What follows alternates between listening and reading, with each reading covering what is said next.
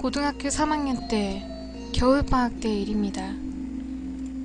고등학생으로서 마지막 추억을 남기기 위해서 저는 A와 M 두 명의 친구와 함께 남자만 셋이서 여행을 떠났습니다. 목적지는 산에 있는 온천여관으로 주변에 별다른 건 없었지만 공기가 무척 좋았습니다.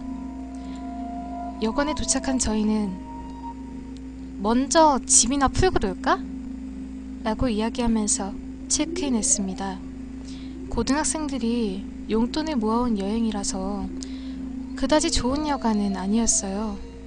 하지만 고풍스럽고 깨끗한 괜찮은 곳이었습니다. 여관의 현관에 들어서자 대단히 예쁜 여주인이 맞으러 나왔습니다. 어서 들어오세요. 목소리도 예뻐서 저희들이 무심코 우와! 라고 소리를 질러버렸습니다. 여주인이 짐을 맡아드릴게요 라고 말하면서 저희의 짐을 들려고 했습니다. 보통 고용인이 짐을 옮기다 보니까 친구 M이 좀 의아한 듯이 혼자서 운영하세요? 라고 물었습니다.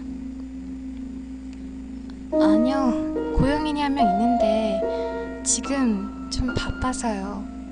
죄송해요. 우리는 서로 한번 마주본 뒤에 말했습니다. 짐은 저희가 가져갈 테니까 방만 안내해주세요. 여주인은 고개를 숙인 뒤에 앞으로 걸어가기 시작했습니다. 그런데 여주인의 등 뒤에 뭔가가 있었습니다. 아이였습니다. 저는 여주인에게 자녀분인가요? 라고 물었습니다. 죄송해요. 얘가 제가 옆에 없으면 금세 울거든요. 아이를 업고 일하다니 대단하다 싶으면서도 좀 이상하다는 생각도 들었습니다. 그 아이는 어떻게 봐도 5살은 되어 보였기 때문이었죠. 보통 그 정도 나이가 되면 어머니에게 늘 매달려 다니진 않습니다. 하지만 대놓고 말하기도 좀 그래서 저희는 그대로 조용히 방으로 갔습니다. 저희는 짐을 풀고 셋이서 산을 탐험하고 산의 가게에서 특산품을 사는 등 나름대로 놀다가 여관으로 돌아왔습니다. 방에 돌아와서 친구들과 이야기를 하고 있자 여주인이 왔습니다. 식사 준비 다 됐는데 언제 가져다 드릴까요? 마침 우리도 배가 고파하고 있어서 우리는 바로 가져다 달라고 부탁했습니다. 잠시 뒤에 고용인이 식사를 가져왔습니다. 고용인은 이때 처음 봤는데 60세 정도 된 다리가 불편해 보이는 아저씨였습니다. 천천히 드세요. 고용인은 그렇게 말하고 문을 닫고 나갔고 저희는 밥을 먹기 시작했습니다. 그런데 잠시 뒤에 여주인이 왔습니다.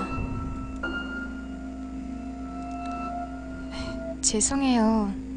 얘가 손님들이랑 함께 밥을 먹고 싶다고 하네요. 같이 먹게 해도 될까요? 저는 아까 등에 엎여있던 아이를 생각하고 괜찮다고 승낙했습니다. 여주인은 문 뒤에서 밥상을 꺼내오더니 아이를 등에서 내렸습니다. 잘됐네. 오빠들이랑 같이 식사할 수 있어. 우리는 말을 잃었습니다. 그 아이는 인형이었던 것이었죠. 죄송합니다. 좀 자기 마음대로인 애라서 잘 부탁드려요. 웃는 얼굴로 여주인이 방에 나갔습니다. 우린 계속 말없이 밥만 먹었습니다. 어느 정도 시간이 지났을까요? 고용인이 왔습니다. 정리하러 왔습니다. 식사 다 끝나셨어요? 그리고 잠시 뒤에 이 아이 평소에는 밥을 잘 안 먹는데 손님들과 같이 있어서 즐거웠나 보네요.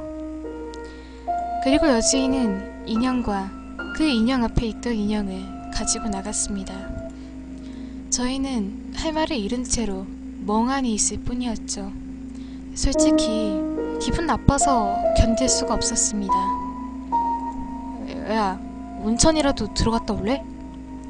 친구들에게 물었지만 다들 지쳤는지 고개를 젓고 먼저 자겠다고 했습니다. 저는 혼자 목욕을 하러 갔고요.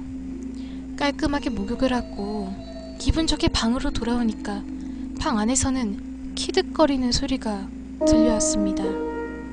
잔다고 했으면서 지들끼리 놀고 있나 싶어져서 너무 화가 나서 문을 세게 열었습니다.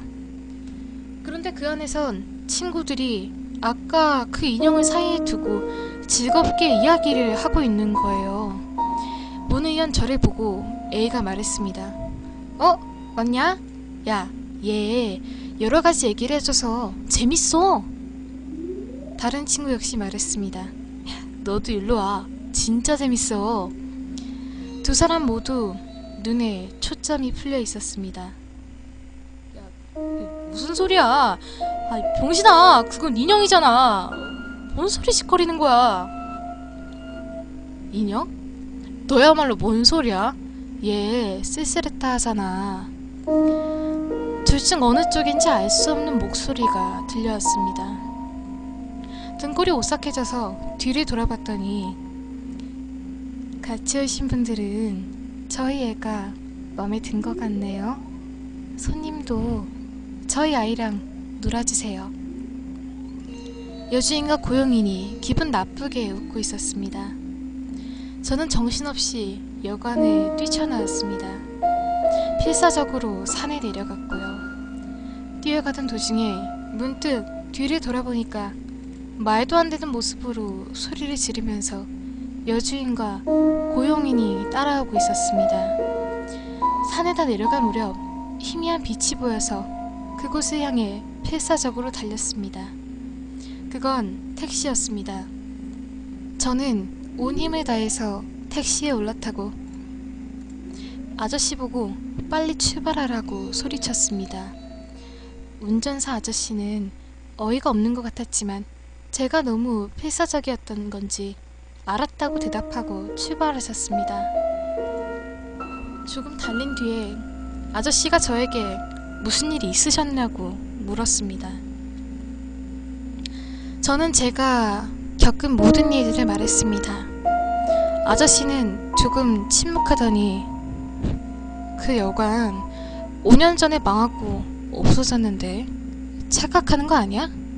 라고 말했더니 아저씨의 말에 따르면 그 여관이 경영난 때문에 비투성이에 올라서 일가족이 자살을 했다는 거였어요. 여주인과 몸이 불편한 고용인의 남편, 그리고 4살짜리 딸. 친구들이 걱정이었지만 그땐 너무 무서워서 돌아갈 수도 없었습니다. 저는 해가 뜨면 여관에 다시 데려달라고 아저씨에게 부탁했습니다. 그리고 새벽녘이 되어서 해가 뜨니까 거기선 밖에서 봐도 안이 다 보일 정도로 허물어진 여관이 있었고 앞엔 친구들이 쓰러져 있었습니다. 다행히 친구들은 감기에 걸린 걸 빼면 별 문제가 없었습니다. 저녁을 먹은 뒤로 아무런 기억도 하지 못하는 것 같았어요. 물론 친구들은 혼자 도망친 저에게 무척 화를 냈었습니다. 여관 자체가 유령일 수도 있다는 걸 알게 된 기묘한 체험이었습니다.